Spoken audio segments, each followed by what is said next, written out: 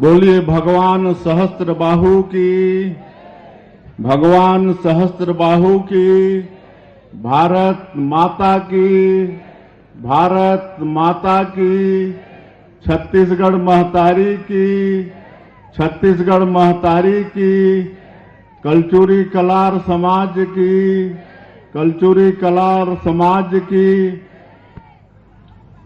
आज कटघोरा की ये पावन भूमि में कलचुरी कलार समाज द्वारा आयोजित सहस्त्रबाहु जयंती समारोह में मंच में विराजमान, जिनका अभी हम सभी लोग उद्बोधन सुने,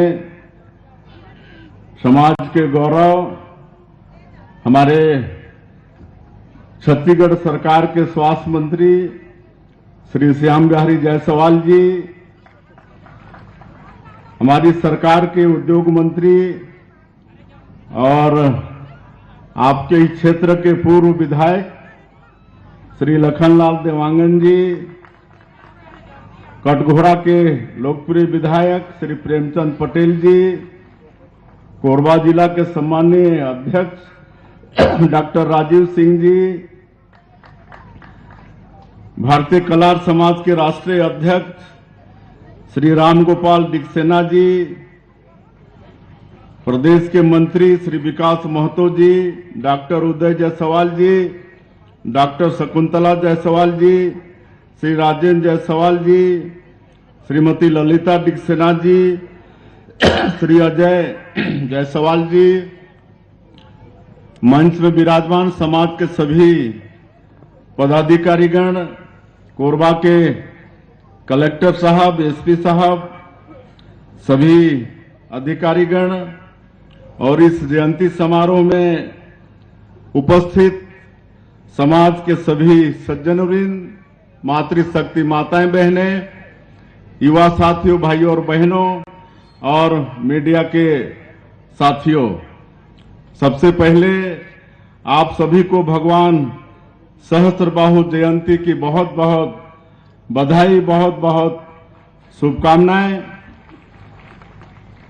आज कार्तिक शुक्ल पक्ष का सप्तमी है और इस दिन भगवान सहस्त्रबाहु की जयंती मना रहे हैं और बहुत सुंदर ये आयोजन आप लोगों ने किया है। इसके लिए मैं समाज के सभी पदाधिकारियों को बहुत बहुत बधाई देता हूं, बहुत बहुत शुभकामनाएं देता हूं। सबको मालूम है कि भगवान सहस्त्रबाहु कठिन तपस्या करके भगवान दत्तात्रेय को प्रसन्न किए थे और अतुलनीय बल प्राप्त किए थे और वो अपने समय के प्रतापी राजा रावण को भी पराजित किए थे। तो इस नाते उनका यश तो था ही, लेकिन इससे भी उनका बढ़कर यश कि उन्होंने एक धर्मपरायण राज्य स्थापित किया। उन्होंने लोक कल्याणकारी राज्य का आदर्श रखा। उन्होंने अपनी राजधानी माहिष्मति को धर्म और संस्कृति का केंद्र बनाया। तो भगवान सहस्त्रबाहु ने जो लोक कल्याण का रास्ता हम लोगों को दिखाया है, हम लोग भी, हमारी सरकार भी उसी रास्ते में आगे बढ़ रही है और छत्तीसगढ़ में सबकी भलाई हो, सबके घर में सुख समृद्धि हो, इस दिशा में हम लोग काम कर रहे हैं। और हमारी सरकार को 10 महीना हुआ है। आप लोगों ने मोदी जी की गारंटी पर विश्वास करके भारतीय जनता पार्टी को सरकार में बैठाया है। कटघोरा से भी आदरणीय पटेल जी को आप लोग विधायक बनाए हैं, तो मोदी की गारंटी को पूरा करने का प्रयास हमारी सरकार कर रही है। जो वादा हम लोगों ने किसानों से किया था कि 21 क्विंटल प्रति एकड़ धान खरीदेंगे,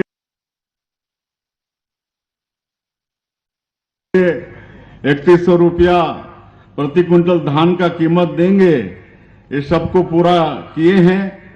पिछले साल 145 लाख मीट्रिक टन धान रिकॉर्ड तोड़ धान की खरीदी हमारी सरकार ने किया है और जो अंतर की राशि थी 13,320 करोड़ रुपया उसको भी एकमुश्त देने का काम किए। इतना ही नहीं, 2 साल का जो बकाया बोनस था 13 लाख किसानों का 3716 करोड़ रुपया उसको भी देने का काम किए। इस साल इंद्रदेव की कृपा से अच्छी बारिश हुई है, प्रदेश में धान की बम्पर पैदावार हुई है। हम लोग आगामी 14 नवंबर से धान की खरीदी प्रारंभ कर रहे हैं और अच्छी व्यवस्था सरकार बनाई है, किसानों को किसी भी तरह से धान बेचने में तकलीफ नहीं हो इसकी चिंता सरकार की है। और आज 70 लाख से ज्यादा बहनों को महतारी बंधन योजना में प्रत्येक महीना 1,000 रुपया उनको उनके खाते में भेजने का काम कर रहे हैं। अभी तक 9 किस्त उनको दे चुके हैं। उसी तरह से प्रधानमंत्री आवास का निर्माण भी शुरू हो गया है। रामलला दर्शन योजना शुरू कर चुके हैं। वनवासी क्षेत्रों में तेंदुपत्ता जो उनके लिए हरा सोना के समान होता है उसका कीमत 4,000 से बढ़ाकर 5,500 प्रति मानक बोरा किए हैं। बोनस देने का काम भी प्रारंभ किए हैं। इस तरह से मोदी की गारंटी का वादा हम लोग पूरा कर रहे हैं। बाकी और भी वादा है उसको भी सरकार आने वाले समय में पूरा करने वाली है और आप सब लोगों का भी सहयोग चाहिए। हमारे प्रधानमंत्री आदरणीय मोदी जी ने 2047 तक इस देश को विकसित भारत के रूप में पूरे विश्व में खड़ा करने का संकल्प लिया है, तो हम लोगों को छत्तीसगढ़ वासियों को भी सहयोग करना पड़ेगा। छत्तीसगढ़ को भी विकसित छत्तीसगढ़ के रूप में खड़ा करना होगा और इसमें आपके समाज का भी बहुत महत्वपूर्ण योगदान होना चाहिए। और आपका ये समाज बड़ा शिक्षित और समृद्ध समाज भी है। समाज के काफी बेटा बेटी पढ़ लिख के बड़े बड़े पदों को सुशोभित कर भी रहे हैं, तो ऐसे समाज से बहुत अपेक्षा है छत्तीसगढ़ को। और चूंकि आज छत्तीसगढ़ का सौभाग्य है कि आदरणीय नितिन गडकरी जी केंद्रीय मंत्री भारत सरकार जो सड़क परिवहन मंत्री हैं, जो हजारों करोड़ रुपया हमारे छत्तीसगढ़ में नेशनल हाईवे और सीआरएफ में रोड निर्माण के लिए दिए हैं। अभी 10 महीने के अंदर में अभी हम लोग गए थे तो 11,000 करोड़ नए नेशनल हाईवे के लिए और सीआरएफ में रोड निर्माण के लिए 1,000 करोड़ रुपए प्रदान किए। आज उनका 4:15 बजे आगमन हो रहा है तो हमको यहां से जल्दी जाना पड़ेगा, इसलिए मुझे और ज्यादा कहने की आवश्यकता भी नहीं है। मुझे ज्ञात हुआ है कि युवक युवती परिचय सम्मेलन का भी आयोजन है और हमको लगता है कि आज बहुत कुछ नए रिश्ते भी जुड़ने वाले हैं, तो उनको भी हम बधाई देना चाहेंगे, शुभकामनाएं देना चाहेंगे।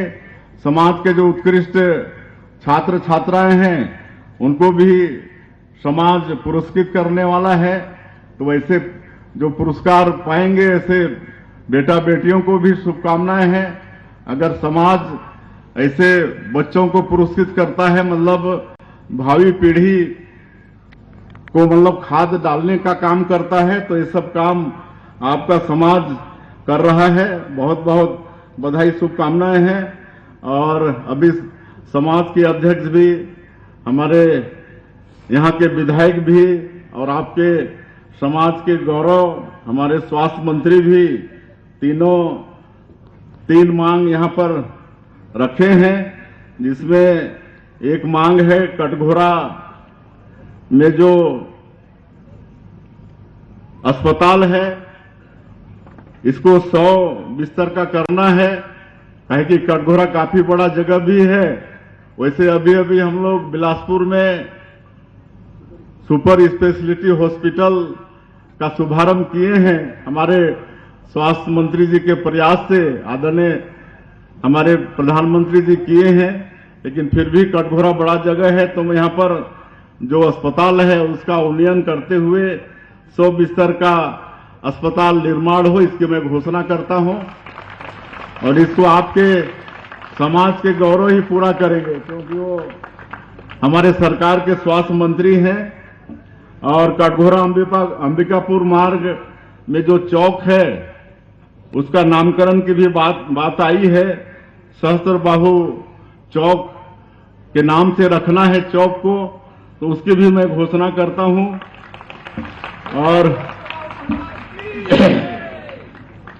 और यहां रेस्ट हाउस कई बार हम भी आते जाते रुके हैं, जगह के हिसाब से यहां का रेस्ट हाउस भी छोटा है, तो रेस्ट हाउस का भी आने वाले समय में विस्तार करेंगे, इसकी भी मैं घोषणा करता हूं। और बाकी बहुत सारे मांग आए हैं हमारे जनप्रतिनिधियों के माध्यम से, यहाँ के अध्यक्ष जी के द्वारा भी, तो सभी मांगों को आने वाले समय में सरकार गंभीरतापूर्वक विचार करके उसको पूरा करने का प्रयास करेगी। मैं अंत में फिर से पूरे समाज के लोगों को भगवान सहस्त्रबाहु जयंती की बहुत बहुत बधाई शुभकामना देते हुए, और भगवान सहस्त्रबाहु का आशीर्वाद छत्तीसगढ़ के ऊपर में सदैव बना रहे, छत्तीसगढ़ में खुशहाली हो, सबके घर में सुख समृद्धि हो, और ये समाज और उत्तरोत्तर विकास करे, इसी अपेक्षा के साथ मैं अपनी बात समाप्त करता हूं। जय हिंद, जय छत्तीसगढ़।